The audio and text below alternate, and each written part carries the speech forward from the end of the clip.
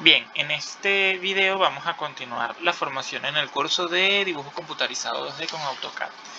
Hemos pasado ya una etapa introductoria, hemos aprendido a desplazarnos por el área gráfica, reconocer las partes de la pantalla, ejecutar los comandos básicos de dibujo y de edición, así como aprovechar las configuraciones más elementales de la barra de estado, como son el modo orto y los snaps. En esta sesión vamos a enfocarnos en dos cosas, lo que son la gestión de propiedades de los objetos y en la administración del dibujo por capas. Es decir, no vamos a aprender nada nuevo en cuanto a dibujo, sino que vamos a aprender a gestionar algunas propiedades de objetos ya existentes. Bueno, en pantalla tenemos un dibujo realizado que tiene cierta complejidad.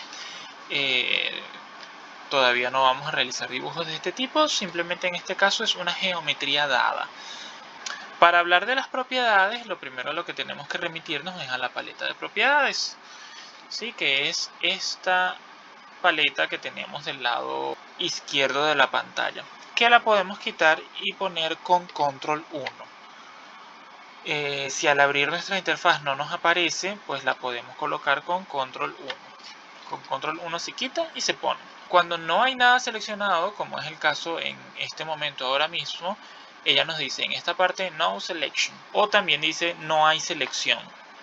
En cambio, si tenemos un objeto seleccionado, digamos esta línea, vemos que nos va a decir tenemos una línea. Si tenemos varios objetos del mismo tipo, por ejemplo 2 líneas, nos va a decir línea y entre paréntesis la cantidad. Pero si tenemos una selección compleja en donde están involucrados múltiples tipos de objetos, pues nos va a decir todos y nos va a decir la cantidad. ¿Sí? Si desplegamos esta ventanilla, nos va a dar el desglose y nos va a decir cuántos hay de cada tipo y de cuántos tipos. Bien, en la paleta de propiedades siempre nos va a salir un submenú que se llama general. Esto siempre va a salir y siempre van a salir estas primeras opciones que están aquí.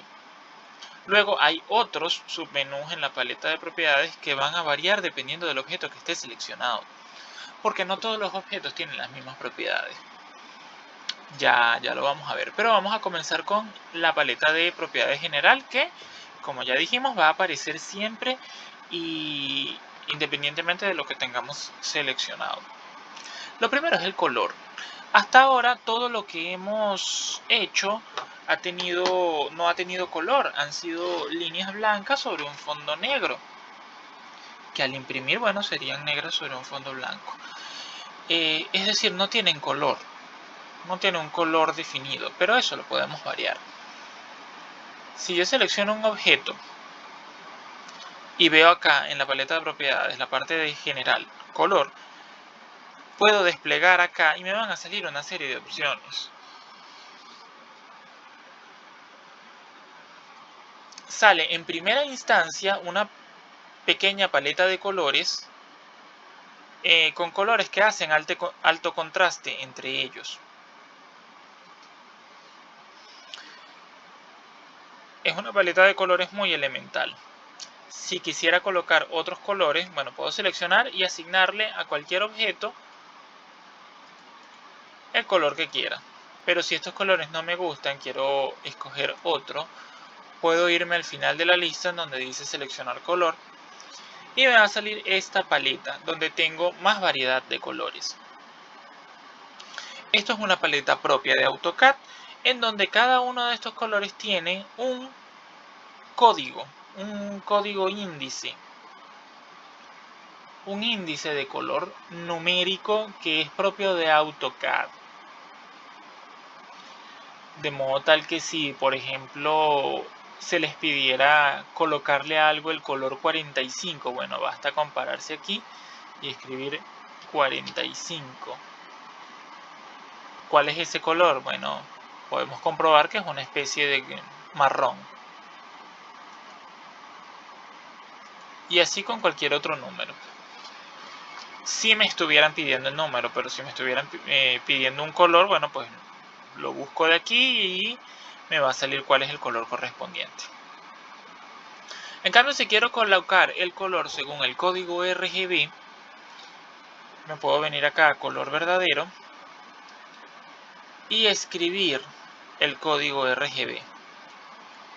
Pudiera ser que recordemos que el código RGB, R de red, G de green y B de blue, es un código universal de síntesis aditiva del color, en donde a cada uno de esos tres parámetros se le asigna un número que va desde el 0 hasta el 255. Esto nos da una cantidad enorme de combinaciones. Si le colocáramos 0 a los tres, nos daría un negro, un color completamente negro, ausencia de luz. Y si le colocáramos 255 a los 3, tendríamos un blanco, tendríamos todos los colores. Que, ojo, esto visualmente, este blanco se ve igual a lo demás, pero no es lo mismo. Este es un color blanco propiamente dicho, pero el otro es este color o esta propiedad by layer y by block, por capa y por bloque. Esto significa, por capa es la que siempre sale por defecto y la que se recomienda dejar, a menos que se necesite específicamente de otra manera. Esto significa que el objeto no tiene un color propio o no tiene una propiedad propia, valga la expresión, sino que la propiedad depende de una capa. Todavía no hemos visto capas, pero ya en un momento las veremos. Bueno, de momento quedémonos con que estos objetos pueden tener un color definido o un color remitido a la capa. Lo siguiente es el tipo de línea, que acá, bueno, pues no nos sale mucho. Para cargar tipos de líneas, que acá no nos salen, hay que ejecutar el siguiente comando. Line type, que en castellano es tipo lin, que nos abre esta pequeña ventana donde podemos cargar, podemos darle a la ventana cargar y bueno, nos sale cualquier cantidad de tipos de línea que están cargados en el documento. Son muy frecuentes las líneas segmentadas, se usan mucho en el dibujo técnico para geometrías ocultas, donde se alternan líneas y puntos, trazos y puntos para representar ejes. Pero hay otras que a lo mejor no son tan técnicas, como esta que parece un zigzag, o como esta tracks que parece como las vías de un tren. Hay variedad, hay para escoger. Una vez que le damos OK, ahora ellas sí van a aparecer al desplegar esta pestaña. Si tenemos un objeto seleccionado y le asignamos uno de esos tipos de líneas que escogimos, vemos que ya no sale una línea continua, sino que sale con el patrón propio del tipo de línea.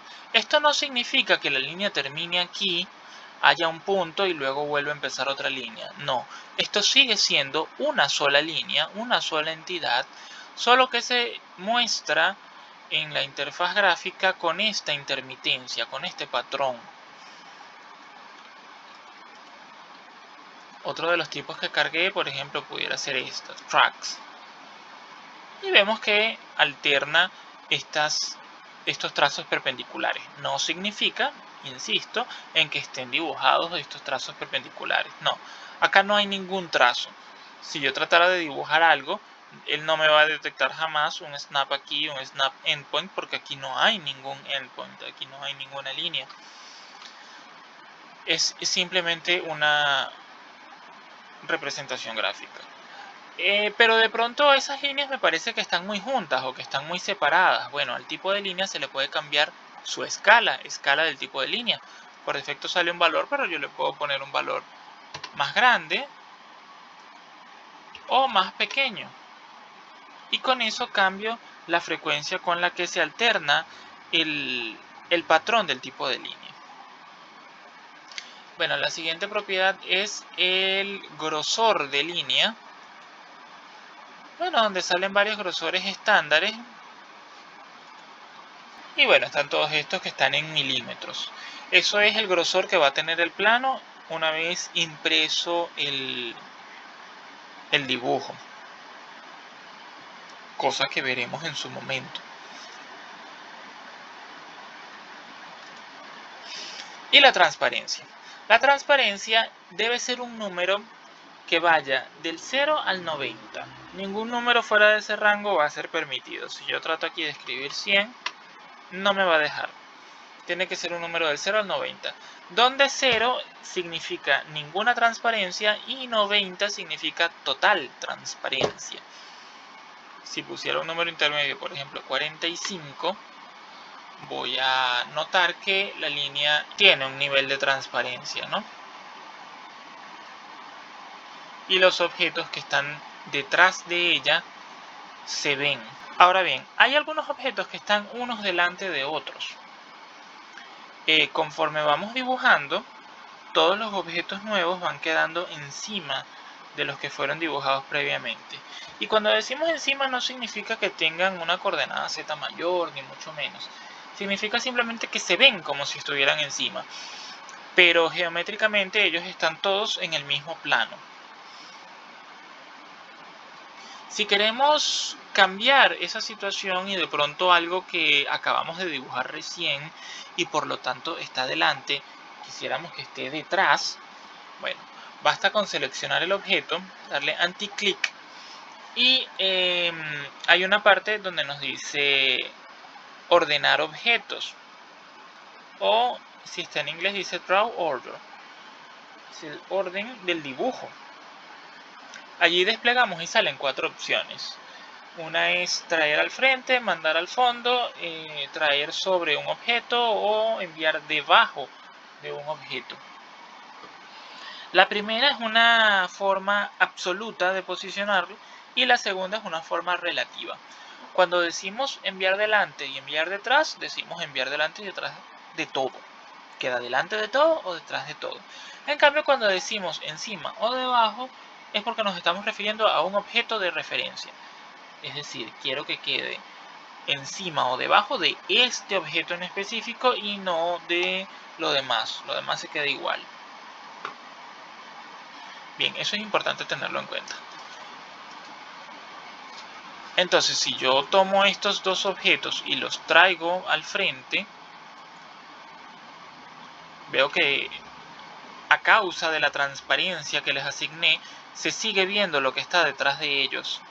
Si les quito esa transparencia, ya no se ve nada de lo que está detrás, ¿sí? Eso es visualmente evidente, sobre todo en esta zona.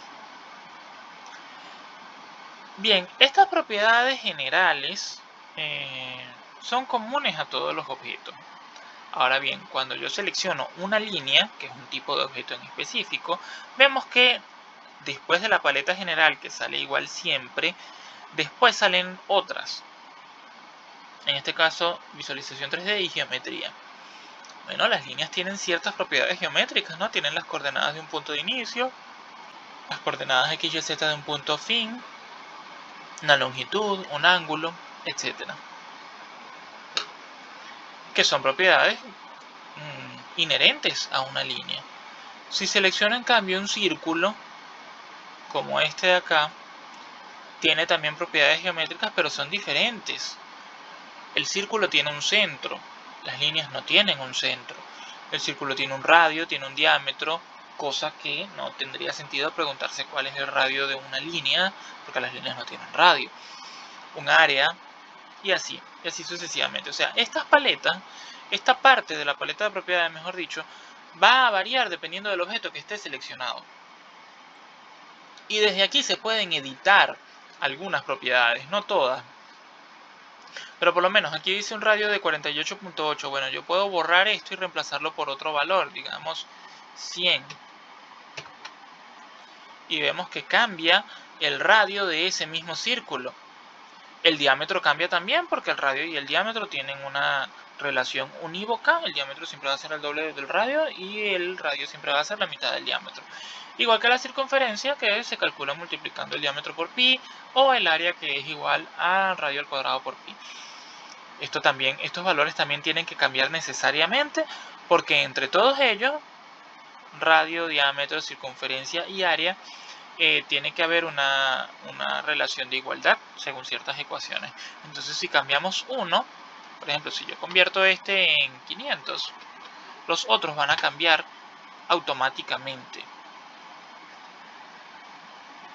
Entonces, bueno, vamos a regresarlo al estado en el que estaba.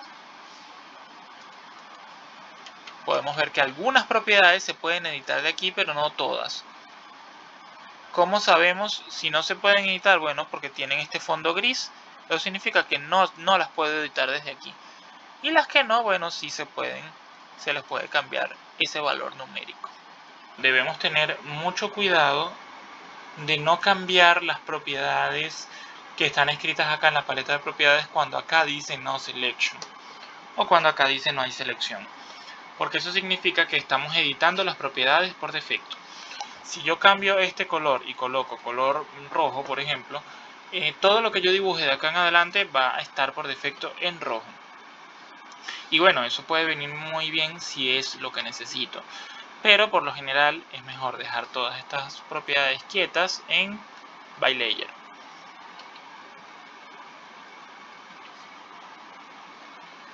Cuando tenemos seleccionada una polilínea, por ejemplo, vemos que ya tiene unas propiedades, una cartera de propiedades única. Entonces, por ejemplo, una muy interesante es el grosor global.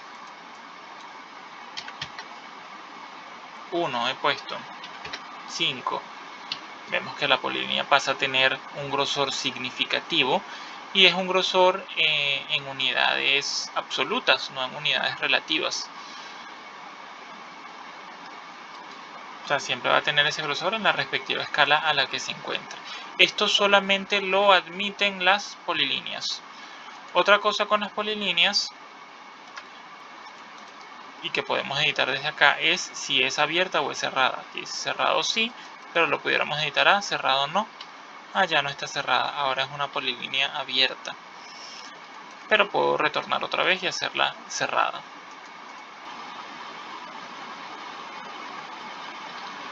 Las capas son una herramienta sumamente útil para mantener el orden dentro de un proyecto elaborado en este programa. Las capas son un concepto bastante recurrente en casi todos los programas que trabajan con la parte gráfica. Se trata de un mecanismo para estratificar el contenido que tenemos dibujado, es decir, separarlo en grupos bien distintos. Este dibujo que vemos acá hay claramente tres tipos de objetos diferentes. Por un lado tenemos la geometría de las ruedas dentadas que conforman los engranajes, tenemos los ejes que las comunican y tenemos las circunferencias. ¿Sí? Hay tres familias, entonces este dibujo yo pudiera separarlo en tres capas distintas. Ya vamos a ver cuál es el resultado de eso. Para crear capas hay que ejecutar el comando capa y nos sale este pequeño menú en donde solamente sale la capa 0, porque no hemos creado capas. La capa 0 aparece por defecto y no puede ser borrada. Si le damos a este icono, nos da la opción de crear una capa nueva, ¿sí? A la cual le podemos asignar un nombre. Yo la voy a llamar engranajes. Cuando creamos una capa nueva hay que asignarle un color a esa capa. Voy a asignarle este color rojo. Hay que asignarle un tipo de línea. Se la voy a dejar continua. Hay que asignarle un grosor de línea. Le voy a dejar el default. Y una transparencia que también se la voy a dejar quieta. Podemos escoger si es o no imprimible. Y bueno, he creado una capa. Puedo crear otra para los ejes. a la cual le voy a dar un color gris, un tipo de línea, bueno, los ejes se hacen con trazo largo, trazo corto, un grosor de línea bajo y listo. Y voy a crear una capa para las circunferencias, que va a tener un gris un poquito más oscuro y el mismo grosor de línea. Cuando le damos a este botón creamos una nueva capa y a ella hay que asignarle un nombre, un color, un tipo de línea, etc. Aunque pudiéramos dejársela por defecto. Vemos que estas son las capas que he creado para estratificar el contenido de este dibujo en específico. Vemos que de la lista de capas que hay disponibles, una sola de ellas tiene en esta parte un icono en forma de check. Eso significa que esta es la capa actual. Eso significa que todo lo que yo dibuje de aquí en adelante va a estar dentro de esa capa. Yo puedo cambiar cuál es la capa actual, dándole doble clic a el iconito de la otra capa que quiera definir como capa actual. Bueno, una vez estratificado el contenido de esa forma, de pronto esa capa engranaje yo la quiero es para estas líneas de acá, estas polilíneas, estos contornos. Bueno, y estas del medio también, ¿no?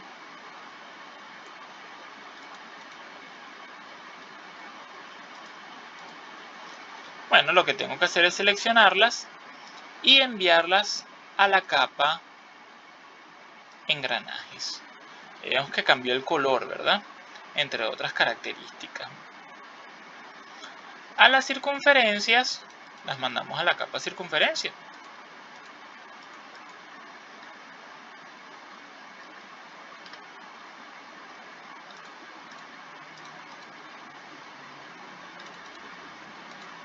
Y a los ejes, que son estas líneas acá con las que estuvimos probando las propiedades, las mandamos a la capa ejes.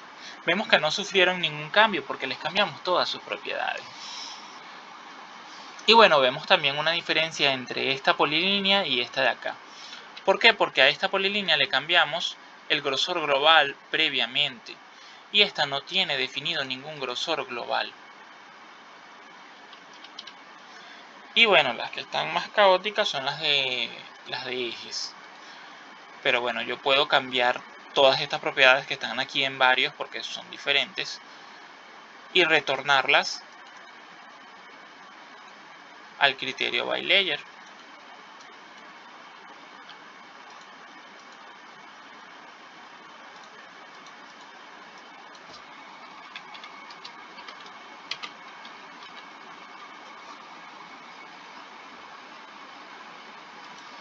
Igual acá, el grosor global, retornarlo a 0.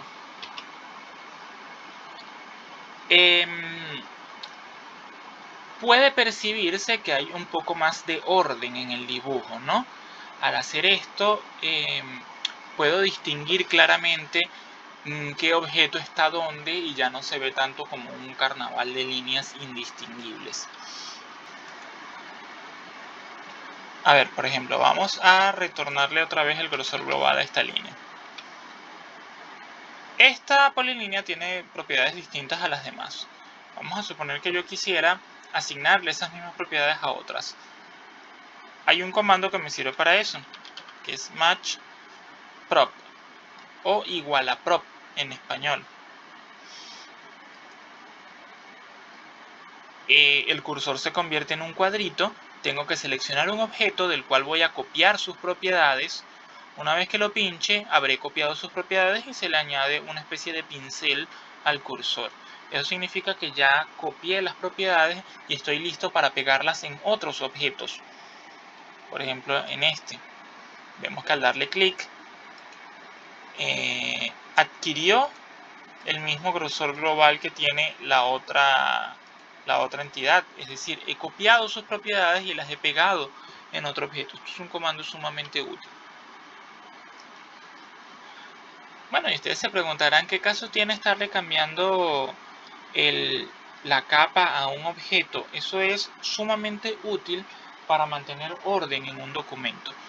en un proyecto, en un trabajo hecho en AutoCAD.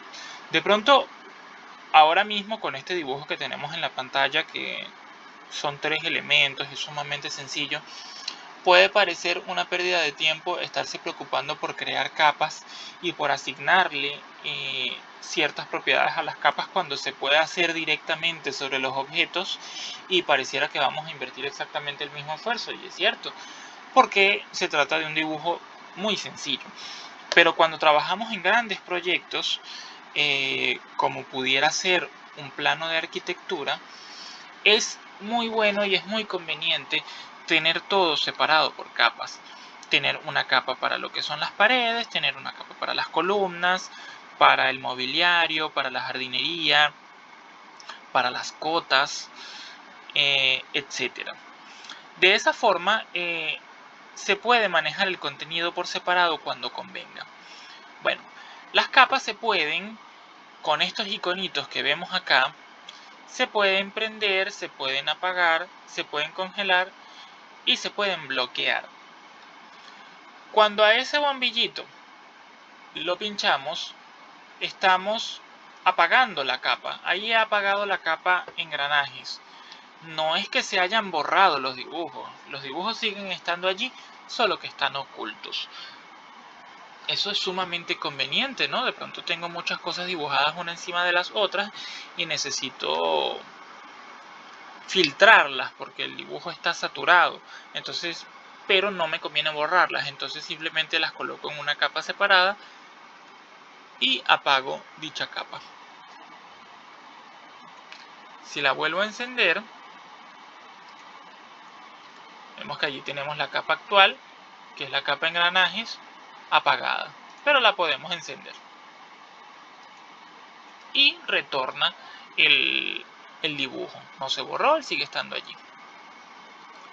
Lo otro que podemos hacer es bloquearla. Este candadito abierto lo podemos convertir en un candadito cerrado. Cuando eso sucede, vamos a ver que el color de los objetos en la capa se va a ver como más tenue.